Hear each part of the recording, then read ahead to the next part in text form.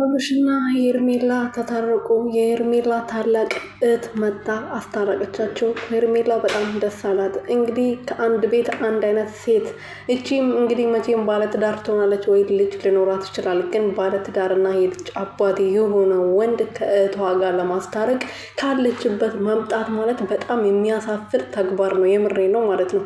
እንዴት ነው አንድች እህት ለእህቷ ጥሩ ነገር የምትፈልግ ከሆነ እንዴት ነው ከባለትዳርና ከልጅ አባት ገና ልጅ 1 ዓመት ያልሞላው ህፃን ጨቅላ ልጅ ትቶ ከማንም ሴት ጋር አሻሼ ገዳሚ የሚል ወንድ ለእህቷ የምትመኘው? በጣም ርካሽና አሳፋሪ ተግባር ነው። የምሬ ነው ማለት ነው። ለነገሩ ሄርሜላ ከየት የመጣች ይመስላችኋል? እንደዚህ አይነት ቤተሰብ ስላሳደጋት ነው ዛሬ እንደዚህ መታ ከማንም ወንድ ጋርና ከባለትዳር ወንድ ጋር የምትለጣጠፈው ማለት ነው። ሰላም ቤተሰቦቼ እንዴት ናችሁልኝ? እኔ ያለው ፈጣሪ የተመሰገነው። በያላችሁበት ሰላማችሁ ብዝት ትርፍርፍ ይበልልኝ። ለዚህ ቤት አዲስ ሆናችሁ ሰብስክራይብ፣ ሼር፣ ላይክ ያደረጋችሁ ቤተሰብ እንድትሆኑ በትህትና እየጠየኩኝ እንግዲህ አብርሽና ሄርሜላ ተታርቋል።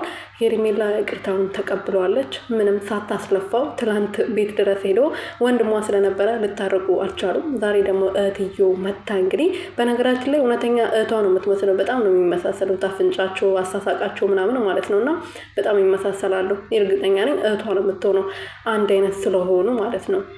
ያው እውነተኛ እህቷ ወይም ትክክለኛ ሰው ብትሆን ኖሮ ከሱ ራቂ፣ ከባለትዳር ወንድ ራቂ፣ እንደዚህ ራስሽን ክብርሽን ዝቅ አታድርጊ፣ የሴትነትሽን ክብርሽን ጠብቂ ብላት ትመክራት ነበር እውነተኛ ሰው ቢሆኑ ማለት ነው። እና ይሄ በጣም አሳፋሪ ተግባር ነው። የምሬ ነው። እና ፈጣሪ ልቦና ይስጣችሁ። ይሄና ዝሙት መስራት ከባድ ነው። በተለይ ደግሞ ጾም ነው፣ መጾም ነበረባችሁ። እኔ እንጃ አላቅም በሃይማኖታችሁ ማለት ነው። የአብርሽን ሃይማኖት ባላቆም ግን እቺ ሄርሜላ የምትባለው ኦርቶዶክስ ናት። እንግዲህ በዚህ ሰዓት መጾም ነበረባት።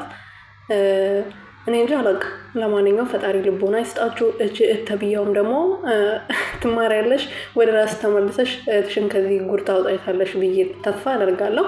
እንደውም አንቺ እረፊ፣ ይሄ ትክክል አይደለም ልትያት ነበር የሚገባው። ታላቅ ነሽ ለስሙ ማለት ነው። በጣም አሳፋሪ ናቸው።